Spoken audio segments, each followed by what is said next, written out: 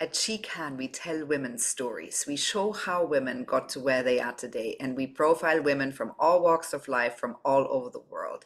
And I would like to welcome Nicky Barber today. Nicky, welcome to She Can. I'm so grateful you're taking the time to tell your story today. So you're a Johannesburg-based photographer, content producer, product developer, and curator behind Delicious Monster, which is your creative outlet and purpose. And it evolved from being a blog to a business, and it's all about food and lifestyle. So tell us a little bit more about yourself and Delicious Monster. Correct. Yeah. Thanks, Stephanie. Thanks for that great intro. I'm so honored to be here. Thank you so much for inviting me.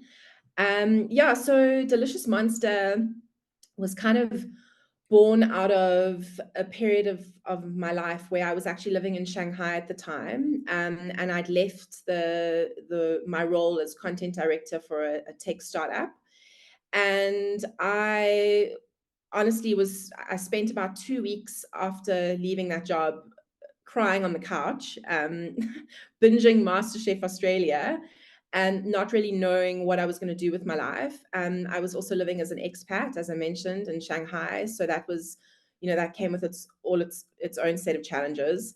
And I really decided that I wanted to go off on my own and have something for me and build something up for me. So I started blogging when I left South Africa, and just kind of as a way of keeping family and friends up to date with my life in China, obviously because it was just so different to what my life was like when I was living in South Africa. I grew up in Cape Town, so I was in Cape Town at the time. And yeah, it was a creative outlet. So I started writing, and then I started taking photos, and I was working as a content director for a food app, a cooking app. So that's where the kind of food thing came in. But I did study at culinary school, so food's always been a big part of my life. So Delicious Monster was a way of me kind of bringing that all together. Yeah. And having a creative outlet that was mine. So no matter what happened in my life, I still had Delicious Monster. It would always be for me. And I think that's kind of the backstory of where it's come from and where it is today. Look, I do have a full-time job with an ad tech company that keeps the lights on. Because I'm not at the point where Delicious Monster is generating enough of an income for me to do it full time. I don't know if I'll ever get to that point. But I love the ad tech space. So I really love my day job.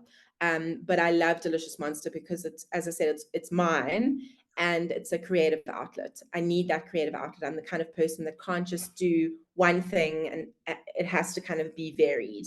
So that's a backstory and where Which I'm I at now. love, Nikki, because I think there are so many of us out there who have a day job to pay the bills and then have a purpose project, a baby that they, grow over time and then see how it goes.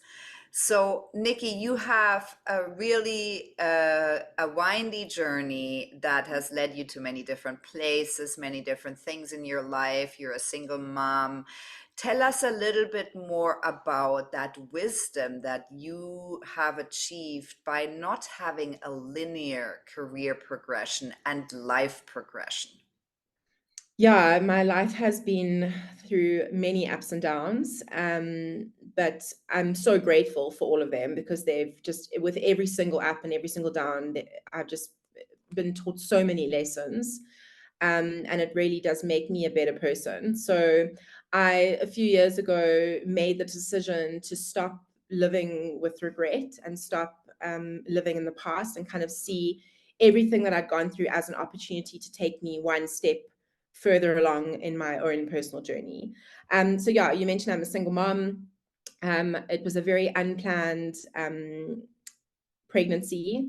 I was in Bali at the time. I had prior to that was working for another tech company, and I wasn't loving my job. I'd been through a divorce in 2019. I went through a big breakup in 2021 that was very unexpected and kind of threw me for an absolute, like I didn't know what I was going to do.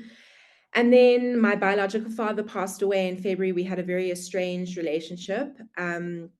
So I was at the point around January, February in 2022 22 where I really needed to do a lot of soul searching. And an opportunity came my way from via an acquaintance that I'd met in Shanghai, and they were in Bali at the time, and they wanted to open a restaurant. Originally, they wanted me to consult on their dessert menu, but then it kind of turned into, why don't you come over here and sort of be the creative director for the whole project, which I jumped at because, as I said, I wasn't loving where I was at. I needed serious change.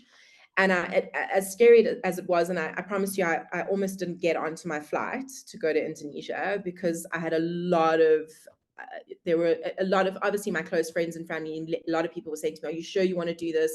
Is this a good idea? This is very risky. And I thought, you know what, let me throw some caution to the wind. Let me do it, because if I don't go, I'm never going to know what the outcome would be. And I don't ever want to sit thinking, I should have done that. I should have done this. I should have, like, I don't want to live with that, in that sort of, not knowing. So I did it. And I went over, and I kind of was figuring out a few things, doing the soul searching, and I had a fling over a weekend, and 5 weeks later found out I was pregnant. And this was obviously a huge shock and not part of my plan at all. I decided maybe I did want children at some stage, but I didn't really want to do it on my own. I thought about freezing my eggs. I was kind of it was all over. I didn't know what I wanted to do, but the universe kind of made the decision for me, as it sometimes does. And I decided to go ahead with it and be a single mom. And that was the best decision I've ever made. My daughter has completely changed my life. She has given me so much more purpose, and I think really kind of directed me in to where I needed to be. Look, there's so much stuff that's unknown still, and we've got a very long journey ahead of us.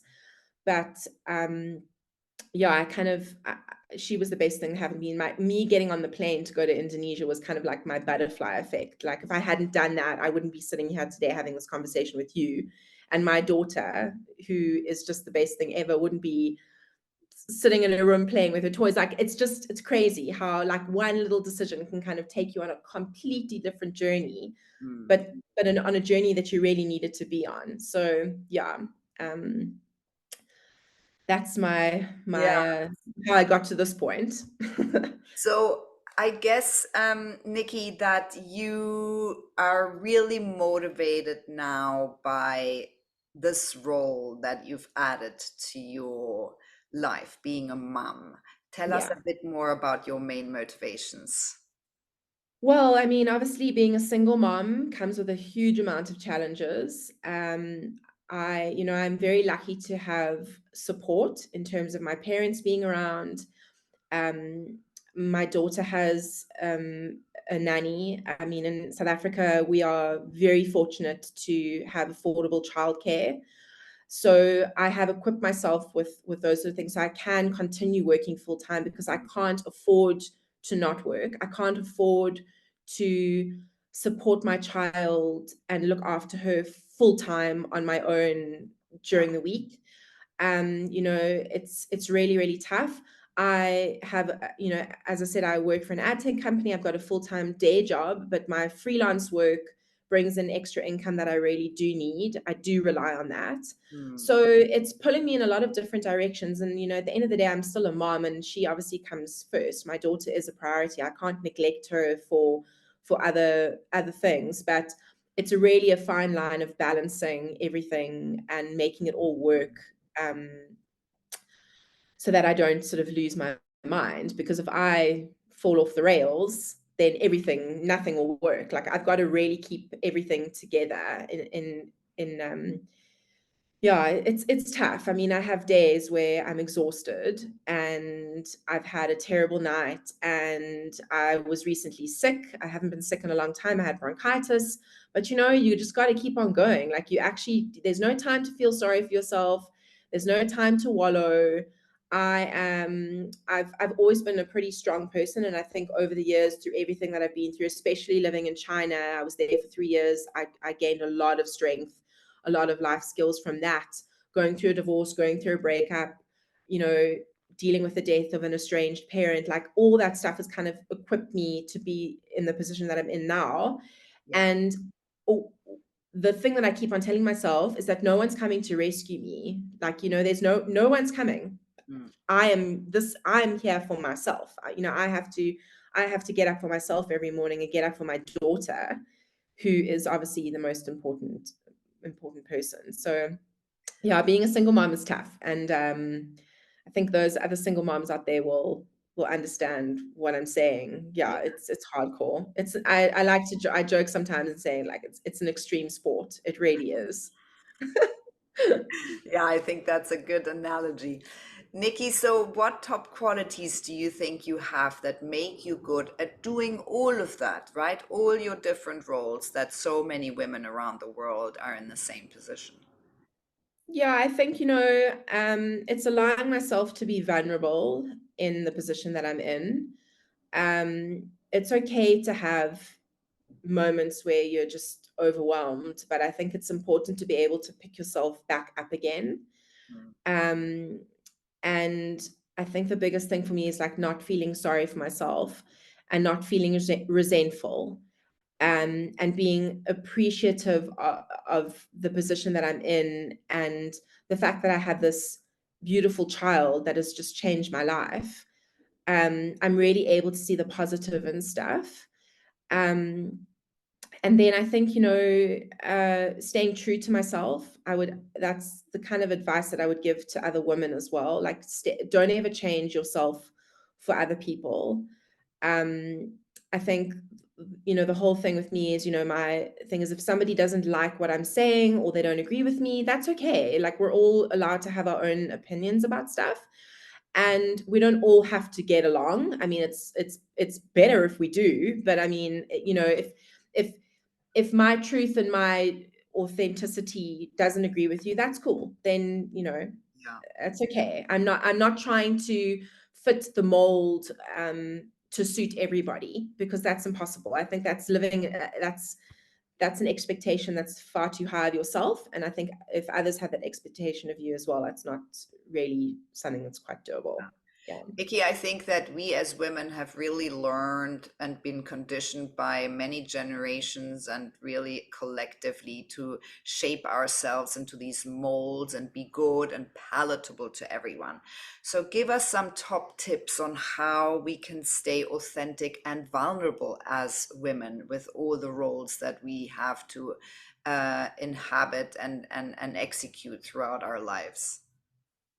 I think speaking your truth is crucial. I think learning that the power of no is also insanely strong. I mean, you don't have to say yes to everything. Mm. I think you have to be really selective with how you expend your energy and how you spend time with people, doing things that potentially, can bring in an income. I find with my freelance work, I've had to learn to say no to a lot of stuff. In the early days, I said yes to everything and would kind of shortchange myself in order to grab the opportunity, as opposed to actually looking at it like thinking, okay, is this really worth my time? Is this going to stress me out? Is there a good monetary value to it? Because I mean, at the end of the day, we're working women. We our time is not for nothing. Our time is not free. And I think, yeah, you kind of need to be realistic about, things like what you charge for work. Yeah, I think it's important to really just stay true to yourself. And yeah, just kind of like, if something's bothering you, speak up. If you're not happy with something, speak up. It's okay to say you're not happy. It's okay to speak your truth. I think at the end of the day, being honest is better than anything else. thing of, I actually gave some advice to someone yesterday. I said to her, honesty, whether what you're going to say is going to turn out negatively or positively, you have to be honest about the situation. Yeah. And I think that is a very important thing. I think that's something that I will teach my daughter. Honesty. That is I think that's a very good sort of, um, sure, it's just that I suppose it also comes from dealing with a lot of people in the last few years that haven't been honest. Mm. And I've just kind of learned, you know what, this might annoy people. This might uh this might sort of, yeah, unsettle Ruffled a lot of feathers. people. Yeah. It ruffle feathers, exactly, but I'm honest. At the end of the day, I can go to bed at night knowing that I've been honest about what I've had to say, how I'm feeling. Yeah, I think that's my best advice. Yeah, I think that's a brilliant advice. And I think that especially as women who have not necessarily grown up speaking their truth, we have to be comfortable in feeling a bit uncomfortable, and we have to be comfortable in not being palatable to all. And Yeah, that potentially our stories are ruffling feathers, but that is still the right thing to do. absolutely. Nikki, so who are the role models that inspire and motivate you to be this authentic and vulnerable and put your truth out into the world? Gosh, I get this. I've had this question a couple of times over the last couple of years, and my parents are actually my role models. Hmm. My mom, she is this one of the strongest women that I know. Um, she really has, she hasn't been the kind of person to toe the line. She has ruffled many feathers and has always spoken her truth. Sometimes it doesn't work out the best way, and it turns, especially, with, I'm a part of a family of three girls. We're all incredibly strong-willed. We have big personalities, but we all get it from our mother. And she is a strong woman. She's entrepreneurial. She sees opportunities. She's just incredible. So my mom has been a huge role model for me. And she has such a wonderful relationship with my daughter, which I'm so happy about. And yeah, I think, I've seen her over the years. She was also a single mom at one point. She worked so hard, for her children. She sacrificed a lot for us. And I've seen her build her life back up again and really just succeed. And she's a kind and caring woman, and she loves her friends. She's loyal. Yeah, and I aspire to be like my mom. And it's funny that I'm sitting at 40 talking about this. When I was a teenager, I did not get on with my mom at all. I had such a tumultuous relationship with her, as I think a lot of teenage girls do. But yeah, I think now, as a grown up and as a mom myself, I really do understand her a lot more and respect her so much. And I'm so grateful for her for teaching me to be who I am. Yeah. Nikki, I'm so grateful for all these beautiful words you have for your mom, because I think that's a personal story, but it's so collective. Yeah. Nikki, so what are your future plans? Tell us a little bit the goals and dreams you have for the next years. Gosh, well, I mean, obviously, Delicious Monster, I'd love to get to the point where it is a thriving content business. At the moment, my main focus is obviously my daughter. She's very young. She's only just recently turned 1. So I do really, in these formative years, I do have to focus a lot of my attention on her. And obviously, because I'm a single mom, um, I don't have a partner to sort of bounce that off on. But I would love to also write a book. I think about my journey. It would probably be in the form of a memoir. Um, I have a lot of work that I need to do in terms of my daughter and connecting with her biological father. That's another story that is has been quite a tough journey, and I talk about that in my writing on my website. So yeah, so I've got a lot of personal stuff that I need to get sorted and that I need to spend a lot of energy on. The career stuff is always going to be happening. And I have to find a balance between the two because I can't neglect my personal life and I can't neglect my career because I cannot, I can't afford for either to kind of fall by the wayside. Yeah. So yeah. Nikki, thank you so much for telling your story today and for showing us how life does take turns and that one really comes out strong. Thank you. Thanks so much for having me.